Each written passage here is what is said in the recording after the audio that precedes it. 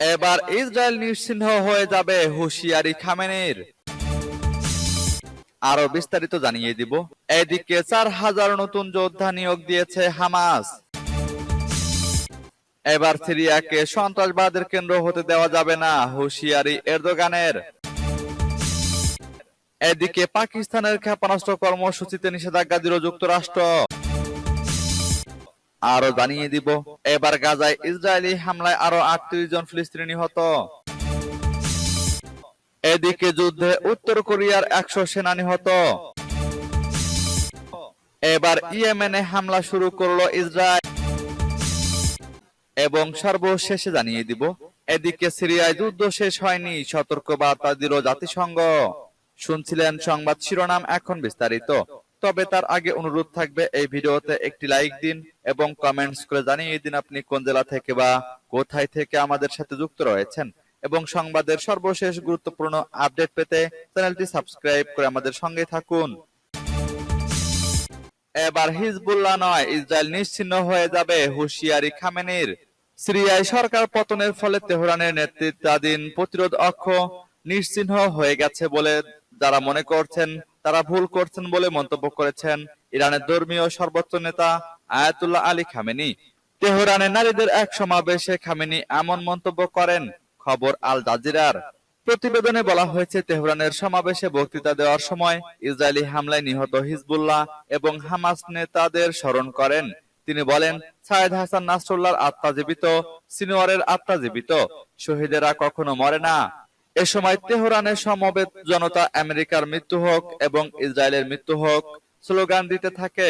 Khamenei তখন বলেন, তাদের দেহ চলে গেছে কিন্তু তাদের বিশ্বাস ও আদর্শ রয়ে গেছে, তাদের এই আদর্শ অব্যাহত থাকবে। ইরানের সর্বোচ্চ নেতা আরো বলেন, ইসরায়েলিরা গাজায় প্রতিদিন হামলা চালাচ্ছে, মানুষকে শহীদ করছে, কিন্তু তা এখনো মাথা উঁচু করে দাঁড়িয়ে আছে, এখনো প্রতিরোধ করছে, লেবানন প্রতিরোধ করছে। খামেনি বলেন, ইহুদি শাসকরা মনে করছে তারা সিরিয়ার মাধ্যমে হিজবুল্লাহকে ঘিরে ফেলবে এবং নিশ্চিহ্ন করবে, কিন্তু তাদের সে স্বপ্ন পূরণ হবে না। হিজবুল্লাহ নয়, ইসরায়েল নিশ্চিহ্ন হয়ে যাবে। এদিকে 4,000 নতুন যোদ্ধা নিয়োগ দিয়েছে হামাস। ফিলিস্তিনি স্বাধীনতাকামী সংগঠন হামাস তাদের সামরিক শাখায় প্রায় 4,000 নতুন যোদ্ধা নিয়োগ দিয়েছে বলে জানিয়েছেন ইসরায়েলি সামরিক কমান্ডাররা। তাদের দাবি, গাজার উপর চালানো বিধ্বংসী হামলার মধ্যেও এটি সংঘটিত হয়েছে। বুধবার দখলদার ইসরায়েল নিয়ন্ত্রিত ওয়াল্লা নিউজের এক প্রতিবেদনে এমন তথ্যই জানানো হয়েছে। এতে বলা হয়েছে, গত কয়েক মাস ধরে নতুন যোদ্ধাদের প্রশিক্ষণ দিয়ে আসছে হামাস। সংগঠনটির নতুন নিয়োগপ্রাপ্ত যোদ্ধারা ইসরায়েলের সন্ত্রাসী কার্যক্রম থেকে পালিয়ে যাওয়া কমান্ডারদের সঙ্গে কাজ করছে এবং প্রশিক্ষণ নিচ্ছে। এমনকি এই যোদ্ধারা গাজার দক্ষিণ ও উত্তরে ইসরায়েলের বিরুদ্ধে যুদ্ধের প্রস্তুতি নিচ্ছে বলেও দাবি করেছে সংবাদ মাধ্যমটি। এ তথ্যটি মূলত ইসরায়েলের সামরিক কমান্ডারদের সরবরাহ করা তথ্যের উপর ভিত্তি করে প্রকাশিত হয়েছে, যা হামাসের সামরিক শক্তি বৃদ্ধির ইঙ্গিত দেয়। ওই প্রতিবেদনে আরো উল্লেখ করেছে যে 1 মাস আগে হামাসের সামরিক শাখা আল কাসাম ব্রিগেডের এক শীর্ষ কমান্ডার জানিয়েছিলেন হামাস নতুন বাহিনী গঠনের কাজ শুরু করেছে। তবে আল কাসাম ব্রিগেড তাদের নিয়ন্ত্রণ হারিয়েছে বলে যে দাবি করা হয়েছে তা প্রত্যাখ্যান করে তিনি বলেন, আল কাসাম ব্রিগেড গাজার সামরিক কার্যক্রমের উপর নিয়ন্ত্রণ হারায়নি। হামাস নেতাদের মধ্যে সমন্বয় এখনো চমৎকার এবং সংবদ্ধ রয়েছে। সূত্র ইরনার। এবার সিরিয়াকে সন্ত্রাসবাদের কেন্দ্র হতে দেওয়া যাবে না, হুঁশিয়ারি এরদোগানের। যুদ্ধ বিধ্বস্ত সিরিয়াকে সন্ত্রাসবাদের কেন্দ্রবিন্দুতে পরিণত হতে দেওয়া যাবে না, সেই সঙ্গে কুর্দিস্তান ওয়ার্কার্স পার্টি ও ইসলামিক স্টেট এর বিরুদ্ধে লড়াই চালিয়ে যেতে হবে বলে জানিয়েছেন তুরস্কের প্রেসিডেন্ট রিসেপ তাইপ এরদোগান। ইউরোপীয় কমিশনের প্রেসিডেন্ট উর্সুলা ভন ডার লেয়েনের সঙ্গে আলোচনা শেষে এক সংবাদ সম্মেলনে তিনি এসব কথা বলেন। তুর্কি প্রেসিডেন্ট এ সময় সিরিয়ার বিষয়ে বলেন, আমাদের এই দেশকে সন্ত্রাসবাদের কেন্দ্রবিন্দুতে পরিণত হওয়া থেকে রক্ষা করতে হবে। আইএস এবং পিকেকে এর সহযোগী সংগঠনগুলোর বিরুদ্ধে লড়াই ছিল আজকের আলোচনার প্রধান বিষয়গুলোর একটি।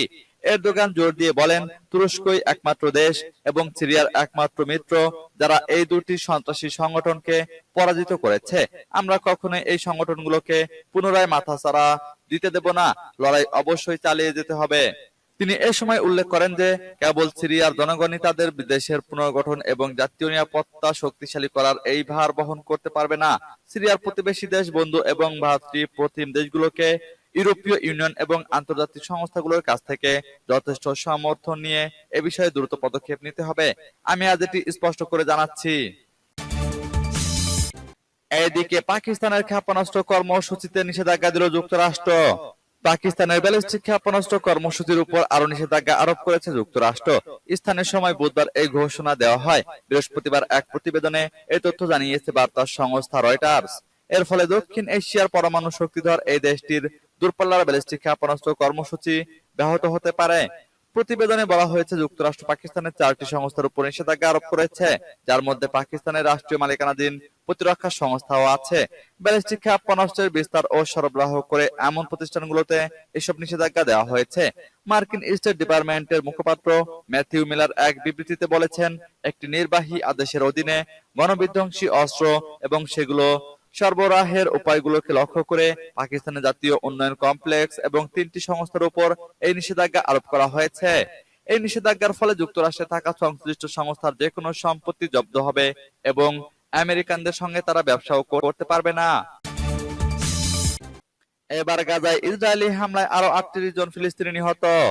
ফিলিস্তিনের অবরুদ্ধ গাজা ভূখণ্ডে ইসরায়েলি হামলায় একদিনে প্রাণ হারিয়েছেন আরো 38 জন ফিলিস্তিনি।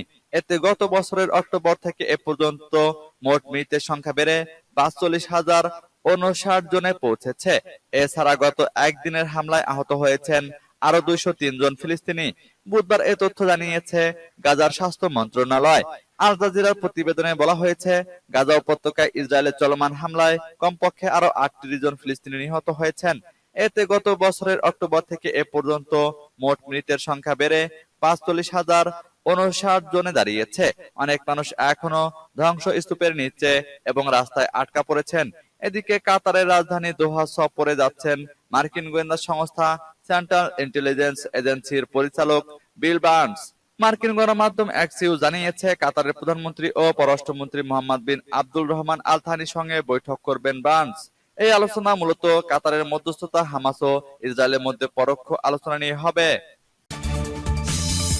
এদিকে যুদ্ধে উত্তর কোরিয়ার 100 জন সেনা নিহত। ইউক্রেন যুদ্ধে রাশিয়ার পক্ষে অংশ নেওয়া উত্তর কোরিয়ার অন্তত 100 জন সেনা নিহত হয়েছে। দক্ষিণ কোরিয়ার একজন পার্লামেন্ট মেম্বার এই দাবি করেছেন। বৃহস্পতিবার বিবিসির এক অনলাইন প্রতিবেদনে এই তথ্য জানানো হয়েছে। এছাড়া আরো অন্তত 1000 উত্তর কোরিয়ার সেনা যুদ্ধে আহত হয়েছেন বলে দাবি করেছেন লি সাং-উন। দেশটির পার্লামেন্টে জাতীয় গোয়েন্দা সংস্থার ব্রিফিং এর পরেই সাংবাদিকদের এমন তথ্য জানিয়েছেন লি। তিনি বলেছেন, হতাহতদের মধ্যে উচ্চপদস্থ কর্মকর্তারাও আছেন। গত অক্টোবরে রাশিয়ার যুদ্ধে সাহায্য করার জন্য অন্তত 10,000 সেনা পাঠায় উত্তর কোরিয়া। এসব সেনার একটি অংশ কুরস্ক অঞ্চলে মোতায়েন করে রাশিয়া। সেখানে ইউক্রেনের বাহিনীর সঙ্গে তাদের তুমুল লড়াই চলছে। গত সোমবার মার্কিন প্রতিরক্ষা সদর দপ্তর পেন্টাগনের একজন মুখপাত্র বলেছেন, যুদ্ধে উত্তর কোরিয়ার সেনা নিহত হয়েছে, তবে তিনি কতজন নিহত হয়েছে তা নিয়ে কিছু জানাননি। একদিন পর নাম প্রকাশে অনিচ্ছুক যুক্তরাষ্ট্রের একজন কর্মকর্তা বলেছেন, উত্তর কোরিয়ার কয়েকশো সেনা হতাহত হয়েছে। তবে বিবিসি বলছে, তারা এসব দাবির সত্যতা নিরপেক্ষভাবে যাচাই করতে পারেনি। প্রতিবেদনে বলা হয়েছে, পূর্বে লড়াইয়ের অভিজ্ঞতা না থাকায় উত্তর কোরিয়ার সেনাদের যুদ্ধের ময়দানে ভুগতে হচ্ছে। এবার ইয়েমেনে হামলা শুরু করেছে ইসরায়েল। ফিলিস্তিনের গাজা ও পশ্চিম তীর, লেবানন ও সিরিয়ার পর এবার মধ্যপ্রাচ্যের আরো একটি দেশ ইয়েমেনে হামলা শুরু করেছে ইসরায়েল। আজ বৃহস্পতিবার ইয়েমেনের সামরিক স্থাপনায় হামলা চালানোর খবর জানায় ইসরায়েলি সামরিক বাহিনী। ইসরায়েল অভিমুখে হুতি বিদ্রোহীদের ক্ষেপণাস্ত্র নিক্ষেপের পরিপ্রেক্ষিতে ইয়েমেনে আনুষ্ঠানিকভাবে এই হামলা চালানো হয়েছে বলে দাবি করেছে ইসরায়েল। এ বিষয়ে ইসরায়েলি সামরিক বাহিনী মুখপাত্র ড্যানিয়েল হাগারি বলেন, হুতি বিদ্রোহীদের সামরিক স্থাপনা লক্ষ্য করে হামলা চালানো হয়েছে। এর মধ্যে রাজধানী সানার বন্দর ও জ্বালানি অবকাঠামো রয়েছে। হুতি ঘনিষ্ঠ টেলিভিশন চ্যানেল আল মাসিরা জানায়, আজ ভোরের দিকে সানা ও বন্দর নগরী হোদেইদাতে আগ্রাসী অভিযান চালিয়েছে ইসরায়েল। টেলিভিশন চ্যানেলটির প্রতিবেদনে বলা হয়, সানার 2টি কেন্দ্রীয় বিদ্যুৎ কেন্দ্রে হামলা হয়েছে। এছাড়া হোদেইদার বন্দরে শত্রুপক্ষ অন্তত 4টি হামলা চালিয়েছে। জ্বালানি স্থাপনায় 2টি হামলা হয়েছে।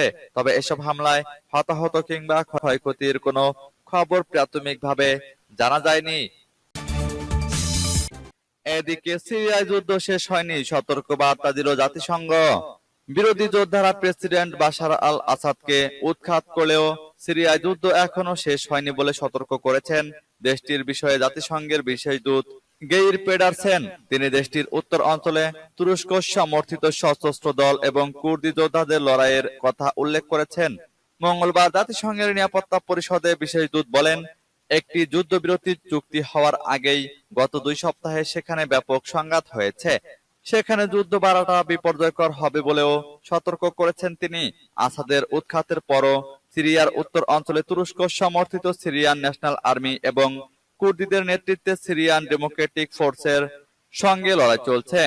মধ্যপ্রাচ্যের সশস্ত্র জঙ্গি দল ইসলামিক স্টেটের বিরুদ্ধে লড়াই করতে যুক্তরাষ্ট্রের নেতৃত্বে সিরিয়ায় যে জোট গঠন করা হয়েছিল তার প্রধান মিত্র এসডিএফ দলটি পিপুলস প্রোটেকশন ইউনিটের নেতৃত্বে লড়াই করে।